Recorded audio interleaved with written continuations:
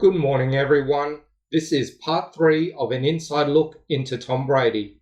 Just quickly, if you enjoyed this video, please like and subscribe and hit the notification bell. I post a new Tom Brady video every day. I guess revival tour polished the turd in 2019. The big hit was New England's receiving core, clearly. So yeah, polished the turd. We're still sitting here. He did hit that.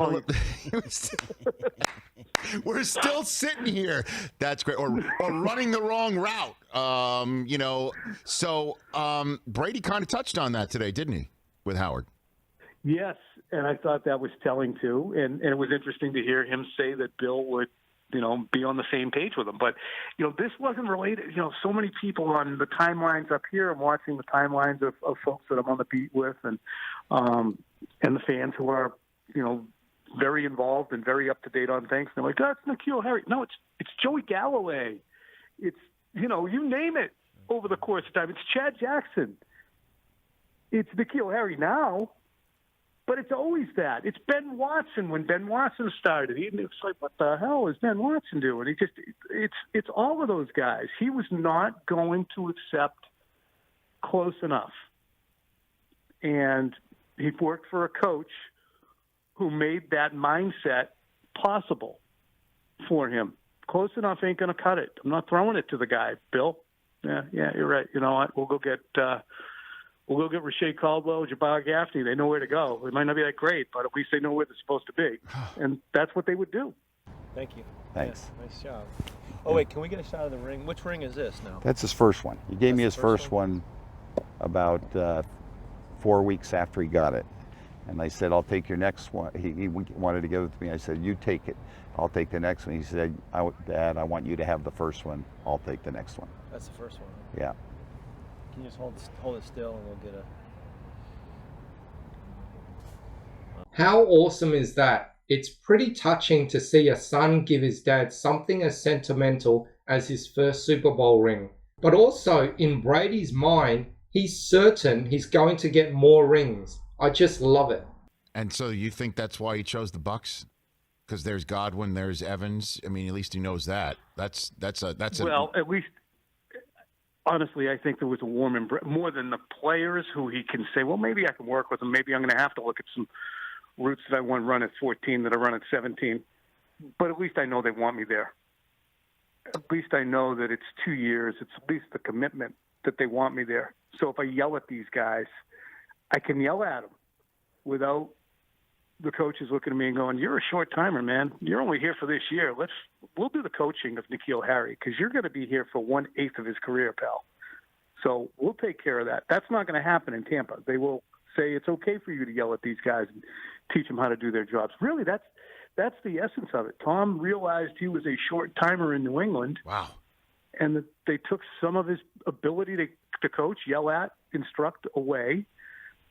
And he wasn't there in the Patriots' defense. He wasn't there in the OTAs and minicamp. Well, he was there for minicamp, but he wasn't there for a lot of the stuff where stuff was put in. So they needed to know who to look to. And they needed to look to Josh. They needed to look to Joe Judge, who was wide receivers coach, and not to Tom Brady, who might only be there for the next 4 months, which is what happened. Man, over the years when you were playing with New England and everything and doing your thing, there were so many times you almost came on my show. Well, first off, I've loved the show for a long time. I lived in Boston for about 15 years, and I would have about a 40-minute drive into work every day. So I listened to you for years upon years, and I always loved really a lot of things. I mean, your work ethic and, how important it was to you, how important you take your job and how you prepare and, the collective teamwork of it. So I always thought, if I ever went on the show, I'd want it to be really good, because I think you just have a way that you make things very special. So let me put a pin in the OTA stuff in a second, because he did hit on that and explained why he wasn't at OTAs, and it was a family, I guess, decision or issue, however you want to put it.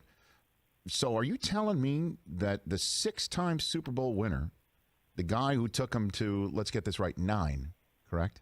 Yes. In 20 years, that guy was viewed as a short timer because everybody knew what time it was, that Brady mentioned in the Howard Stern interview today, that he pinpointed last summer is the time where he realized he wasn't coming back, and was told, don't get on these kids, don't coach them up, don't be Tom Brady red ass with these guys because we'll handle that.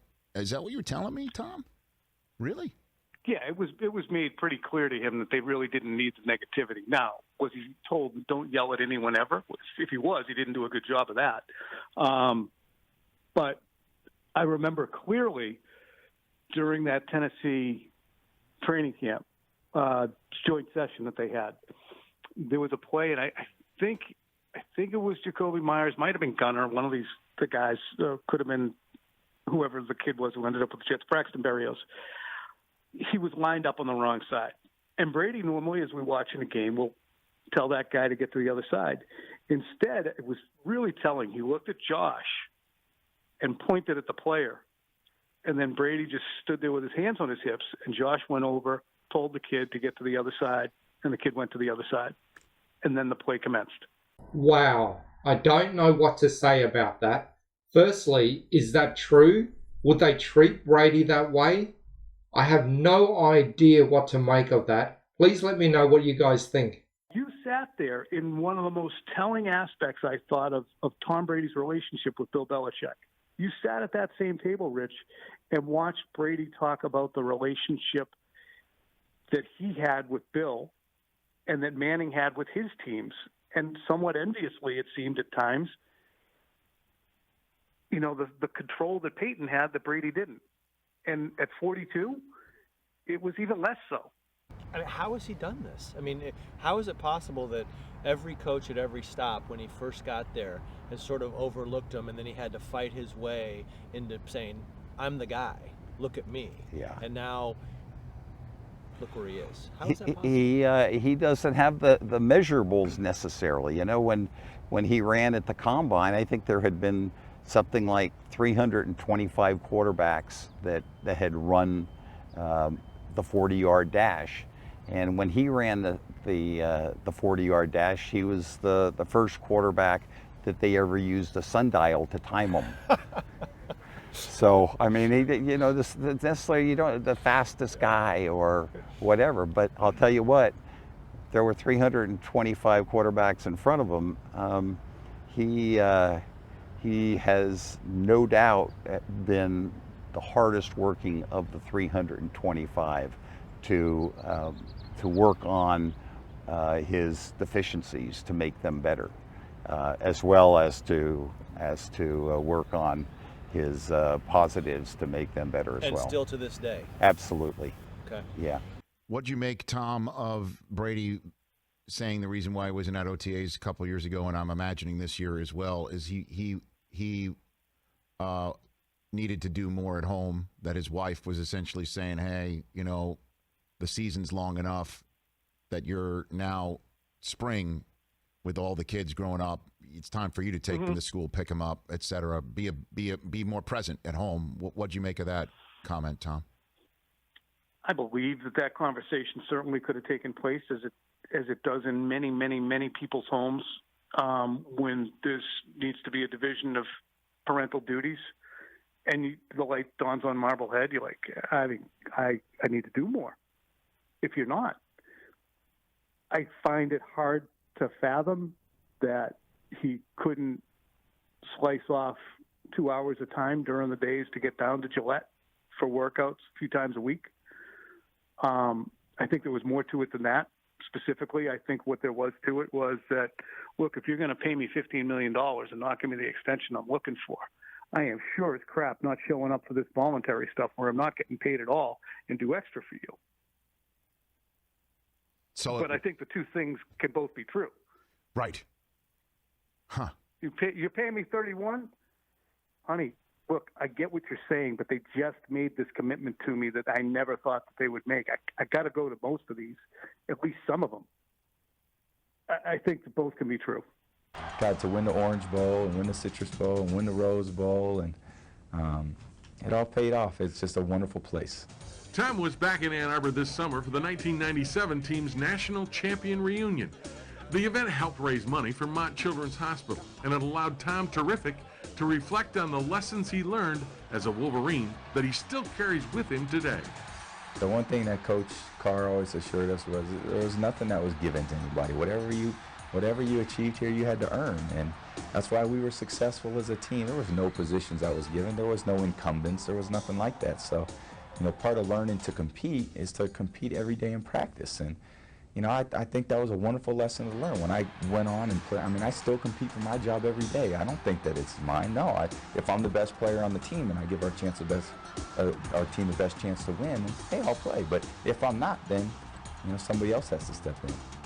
Can you tell us what that feels like as a dad of somebody whose son is being called the greatest of all time? I know how he perceives that, and somebody once said that to him, and I was within earshot, and he said, I don't even want to go there. That's not even in my realm.